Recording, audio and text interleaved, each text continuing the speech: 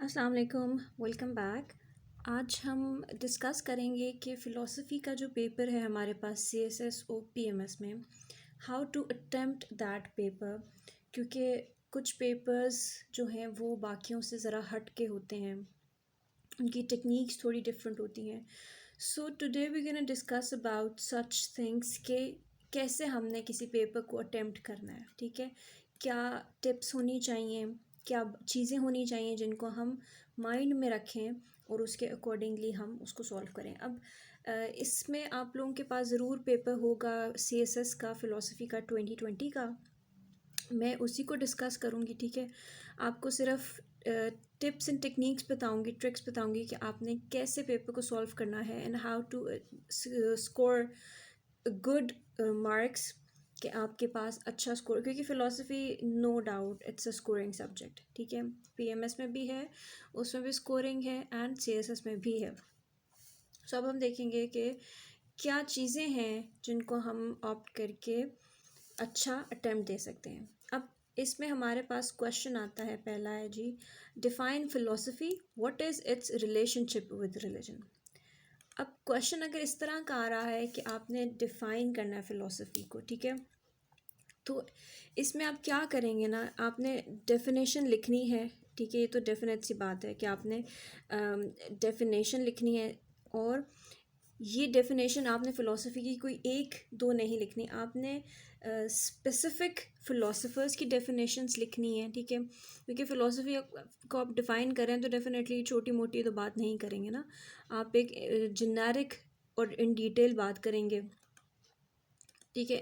इसको डिफ़ाइन करने के बाद आप आगे, क्योंकि अब ये क्वेश्चन जो है ना, दो पार्ट्स में इसको सेपरेट आउट किया गया। एक तो उन्होंने कहा हुआ है कि आपने फ़िलासफ़ी की डेफिनेशन देनी है, तो आपने फ़िलासफ़ी के 4-5 फ़िलासफ़र्स जितने भी आते हैं, आपको जो भी डेफिनेशंस हैं, आप अच्छे फ़िलासफ़र्स की डेफिनेशंस याद करके जाएं एंड वर्ड बाय वर्ड आपको ही लिखना है। क्योंकि डेफिनेशन में आप कोई भी हैंकी पैंकी नहीं कर सकते, ठीक है। आपको प्रॉपर तरीके से कोट करनी है, तो आपको वो डेफिनेशन। अच्छा, इसमें आप क्या कर सकते हैं ना, इसमें आपके पास ऑप्शन है कि आप सिंपल से कॉम्प्लेक्स की तरफ जाएं, ठीक है।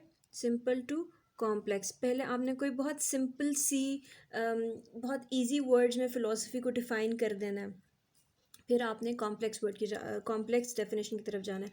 अब फ़िलासफ़ी में जिस तरह हम कहते हैं कि दो वर्ड्स हैं, एक फ़िलो और सोफ़ी, लव ऑफ विजडम की जब हम बात करते हैं, ठीक है। सो आपने इस तरह इसको ब्रेक डाउन करना है, फिर आपने इसकी डेफिनेशन देनी है, एंड देन आप उसके कुछ फ़िलासफ़र्स जो रिनाउंड फ़िलासफ़र्स हैं उनका नाम लिख के, एंड वो जो है सेंटर में विद कोटेशन मार्क्स, ठीक है, आपने उस तरह डेफिनेशन देनी है, ठीक है। ये आपका एक पार्ट हो गया। Then they have question you about relationship with religion.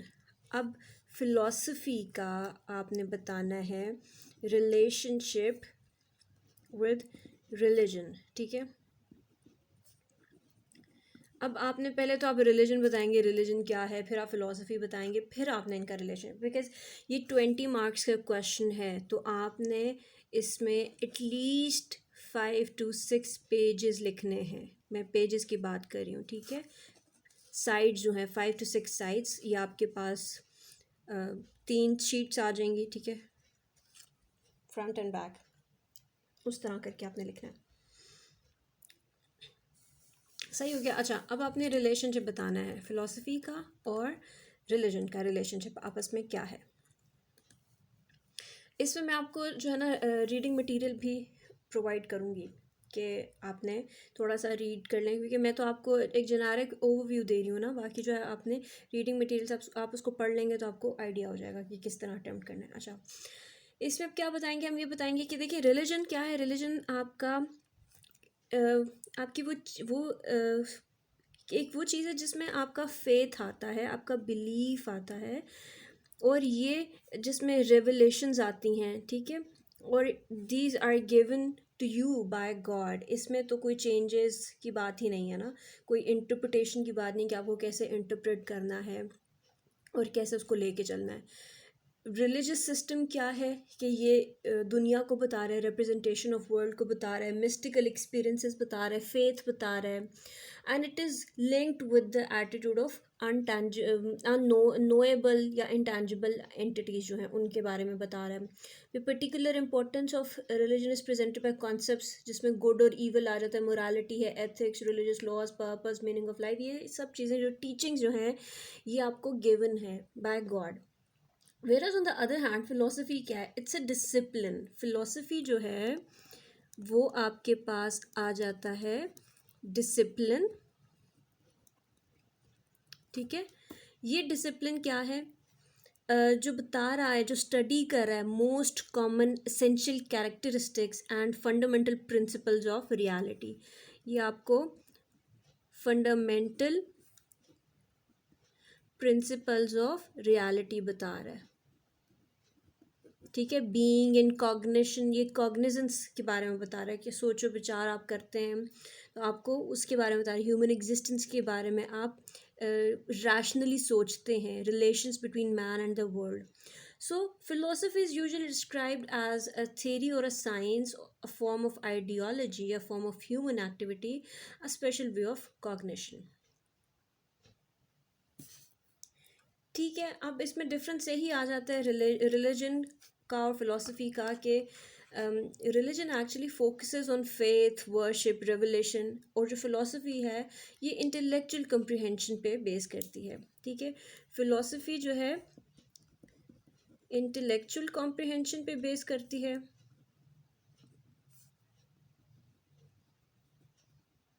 और ये जो है ये रेवलेशंस और वर्शिप्स पे, फेथ पे, वर्शिप पे, रेवलेशन पे फोकस करती है. फिलॉसफी जो है it provides an additional opportunity to comprehend the meaning and interpretation of wisdom that is present in religion. जो आपके पास रिलीजन में चीज़ें ऑलरेडी मौजूद हैं उनको जो है कॉम्प्रिहेंड करने की, उनको समझने के लिए फ़िलासफ़ी आपको एक अपॉर्चुनिटी देती है. The basis of religion is the faith and the basis of philosophy is thought and knowledge. Religion का जो बेसिस है वो है फेथ और फिलॉसफी का जो बेसिस है वो है थॉट या नॉलेज. ठीक है, नॉलेज होगा तो आप कंटेम्पलेट करेंगे, कॉग्निजेंस आपकी बढ़ेगी. सो ये चीज़ें जो हैं इन दोनों में ये रिलेशनशिप है कि मतलब फ़िलॉसफी जो है आउट ऑफ वर्ल्ड तो वो कोई चीज़ ख़ुद से बना नहीं ना रही. वो अगर ह्यूमन एग्जिस्टेंस पे बात करी है, वो गॉड पे बात करी है, वो नेचर पे बात करी है, तो ये सब चीज़ें हमें कहाँ से मिली? ये चीज़ें हमें रिलीजन से मिलती हैं. ये जो भी शुरू से रिलीजन है, आपके पास बहुत सारे रिलीजन, जूडाइज़म है, क्रिश्चियनिटी है, इस्लाम है, हिंदुइज़्म है, बुद्धिज़्म है, देयर आर न्यूमरस रिलीजन, आप उनको भी इसमें बता सकते हैं. ठीक है, और हर रिलीजन में ये चीज़ें हैं कि वर्शिप्स चलती आ रही हैं, फेथ्स उनके चलते आ रहे हैं, बिलीव्स उनके चलते आ रहे हैं. फिर आप अपने अगर बात करते हैं इस्लाम की बात करते हैं या इस तरह की रेवोल्यूशंस की बात करते हैं, ज़बूर, इंजील की बात करते हैं. ठीक है, तो वो चीज़ें जो हैं इसमें तो डेफिनेटली जो चीज़ें ये आपको गॉड गिफ्टेड हैं, तो इन पे कंटेम्पलेट करने का नाम जो है वो फ़िलॉसफी है. और फ़िलॉसफी को जो बेसिस मिली है ना वो इन्हीं चीज़ों से मिली है, रेवलेशन से मिली है. ठीक हो गया, ये आपका क्वेश्चन नंबर 1 हो जाता है. Then there is a question, doubt is the key point of Cartesian method, illuminate. अब हमने कार्टेशियन मेथड बहुत डिटेल में पढ़ा हुआ है. ठीक है, डेकार्ट्स का जो हमने मेथड पढ़ा है इसमें आप उसको बताएंगे. 4 स्टेप्स उन्होंने बताए हैं कार्टेशियन मेथड का क्या है. ठीक है, आप चाहें तो थोड़ा बहुत जो है डेकार्ट्स को बता सकते हैं कि डेकार्ट्स के बारे में थोड़ा सा जो भी थोड़ा कि 17th सेंचुरी फ़िलासफ़र हैं या if I am not wrong 18th century philosopher हैं, तो उनके बारे में थोड़ा सा बताएंगे कि उन्होंने किस तरह से एरिस्टोटल के जो 2000 ईयर्स अगो जो मेथड था उनको उसको निगेट उसको जो है एक मैथमेटिकल जो है ना उन्होंने मैथमेटिकल अप्रोच अपना यूज़ किया जिसमें कार्टेशियन मेथड जो है इनका ये बहुत इम्पोर्टेंट है. मैथ्स में इनकी बहुत ज़्यादा, ये फादर ऑफ मैथ्स भी इनको कहा जाता है, मॉडर्न फ़िलासफ़ी भी कहा जाता है, ठीक है। मैथ्स में इन्होंने काम किया, कार्टेशियन सिस्टम इन्होंने बनाया, तो फादर ऑफ मॉडर्न फ़िलासफ़ी के बारे में बात करते हैं। फिर डिडक्टिव डिडक्शन को ये लेके चलते हैं। तो आप ये तो थोड़ा बहुत बता सकते हैं, इस पर डिटेल वीडियो डिकार्ड्स पे मैंने बनाई हुई है, आप खुद चेक कर सकते हैं, ठीक है। अब इसमें इन्होंने डाउट की बात की है, doubt is the key point of Cartesian method. तो डाउट में वो बात करते हैं कि 4 स्टेप्स हैं, जिसमें आप पहले, सबसे पहले जो भी कोई प्रॉब्लम होती है या कोई भी एजेंडा है, आपने उसको ब्रेक डाउन करना है, ठीक है। न्यूमरस छोटे छोटे छोटे छोटे पार्ट्स में आपने उसको ब्रेक डाउन करना है। देन आपने सिंपल से कॉम्प्लेक्स की तरफ जाना है, ठीक है। आपने डाउट करना है हर एक चीज़ टिल द पॉइंट जब तक आपको सर्टेनिटी नहीं हो जाती, and there is a point, the point comes when you are 110% sure कि अब इस चीज़ पे आके आप उसको डाउट नहीं कर सकते, ठीक है। तब आप आके कह सकते हैं कि yes, now you have gain a complete set of knowledge. इसमें जो इनकी फेमस कोट है, I think therefore I exist. तो आप ये बातें बता सकते हो, कुकीटो गोसूम, ठीक है। इस तरह की बातें बताएंगे। कार्टेशियन मेथड में मोरलेस यही बात है, इसमें और कोई ऐसी बात नहीं है। बाकी आप कुछ ऐड करना चाहते हैं डिकार्ड्स के हवाले से, ठीक है, वो भी आप कर सकते हैं, वो कोई इतनी बड़ी बात नहीं है। बिकॉज अगर आप चाहते हैं, अगर आपको लग रहा है कि इसमें इतना वेटेज नहीं बन रहा है, लाइक बहुत टू द पॉइंट और छोटा सा टॉपिक बन रहा है, छोटा सा आंसर बन रहा है, तो आप इसको पहले क्या, अच्छा सबसे पहले तो आप ना क्वेश्चन आप देख रहे हैं, आपने आउटलाइन बनानी है रफ पे आप एक आउटलाइन बनाएंगे, और आपने फटाफट से ब्रेन स्टॉर्मिंग करनी है कि आपको इस टॉपिक में, अब इस क्वेश्चन में आपको क्या क्या चीज़ें डालनी है, ठीक है।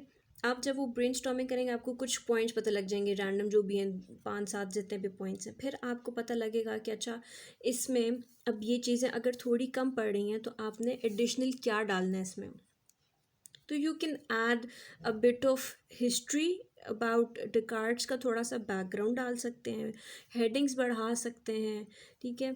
इसका कंपैरिजन कर सकते हैं, इन्होंने प्लेटो से ये ही चीज़ जो है उसको लेके चले हैं, जैसा प्लेटो ने डिडक्शन पे काम किया है, या एरिस्टोटल के हम डिडक्शन की बात करते हैं, तो ये उसी फॉर्म को लेके चले हैं। और आगे जाके इन्होंने अपना एक कार्टेशियन मेथड, या डाउट, इनका बेसिक काम क्या है, इनके काम में कि डाउट है, हर चीज़ पे डाउट करते हैं। और ये इनकी टीचिंग में भी है, ये इनकी फ़िलासफ़ी में भी है कि आप हर चीज़ को डाउट करें टिल द टाइम जब आप बिल्कुल सर्टन हो जाते हैं। फिर आप इनकी कुछ कोटेशंस भी डाल सकते हैं, कोटेशंस डालेंगे, रेलिवेंट कोटेशंस। अब डाउट से रेलिवेंट इनकी कोटेशन डालेंगे तो आपके चांसेस ज़्यादा हैं कि आपको अच्छे मार्क्स मिलें। Then there is a question of Berkeley, subjective idealism पे बात है, main characteristics of subjective idealism, ठीक है। अब ये जो है सब्जेक्टिव आइडियलिज्म, इसमें क्या है ना कि हम इसको लेके चलेंगे। आप पहले बताएंगे कि आइडियलिज्म क्या होता है, ठीक है, डिफ़ाइन कर लें। आइडियलिज्म है, देन इसके ऑपोजिट में रियलिज्म आता है, ठीक है। फिर आप थोड़ा सा जॉन लॉक का, मैं आपको सिर्फ आउटलाइन से बता रही हूँ, जॉन लॉक का बताएंगे कि उन्होंने बताया प्राइमरी एंड सेकेंडरी क्वालिटीज़ बताई हैं, या आप इसको कह सकते हैं सिंपल और कॉम्प्लेक्स आइडियाज़ दिए उन्होंने, ठीक है। ये दो टर्म्स आपने इस्तेमाल करनी है। तो उसके बाद से जॉन लॉक के बाद आए हैं बर्कले, और बर्कले ने जॉन लॉक की ही जो difference of primary and secondary qualities थी, उसी को आगे फर्दर इन्होंने प्रोलॉन्ग किया, और उन्होंने कहा कि जैसा सेकेंडरी वो कहते हैं कि ये माइंड डिपेंडेंट हैं, तो प्राइमरी भी माइंड डिपेंडेंट है। और प्राइमरी में फिर वो क्या बात करते हैं कि अगर जो एक्सटेंशन है, अगर हम किसी भी ऑब्जेक्ट के करीब में खड़े हैं, ठीक है, एक ऑब्जेक्ट है, हम उसके करीब में खड़े हैं, तो हमें वो जो है बड़ा लगता है, और अगर हम उससे दूर खड़े हैं तो वही ऑब्जेक्ट हमें छोटा लगता है, ठीक है। तो ये बात हमने बतानी है इस तरह। तो दैट मीन्स कि ये उसकी जो एक्सटेंशन की बात वो करें कि इस ऑब्जेक्ट की एक्सटेंशन है, वो एक्सटेंशन नहीं है, वो माइंड डिपेंडेंट है कि हम दूर से देख रहे हैं हम उस चीज़ को तो हमें वो छोटी लग रही है, और अगर हम करीब में देख रहे हैं तो हमें बड़ी लग रही है।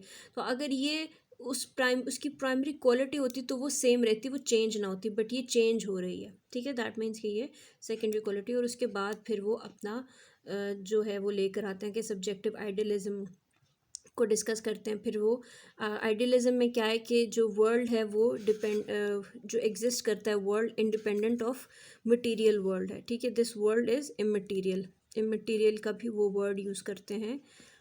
तो इस तरह हमने बताना है कि जी इमटेरियल वर्ल्ड है, दैट मीन्स कि world does not exist other than our mind, world only exist in our mind, in our ideas.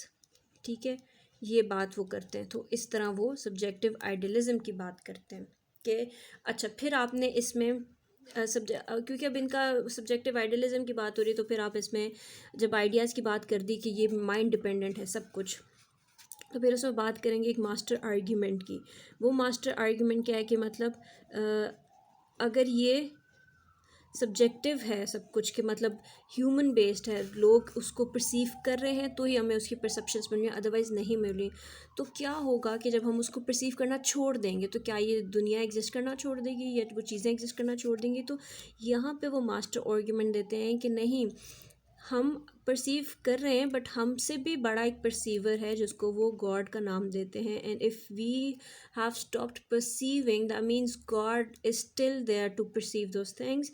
और जब तक गॉड परसीव कर रहा है तब तक हमें वो चीज़ें वहीं पे ऐसी अपनी ही हालत में नज़र आती हैं। जिसमें आप एग्जांपल भी फर्दर दे सकते हैं कैंडल की, कि कैंडल जो है वो मेल्ट हो जाती, कैंडल वैक्स जो है वो मेल्ट हो जाती है।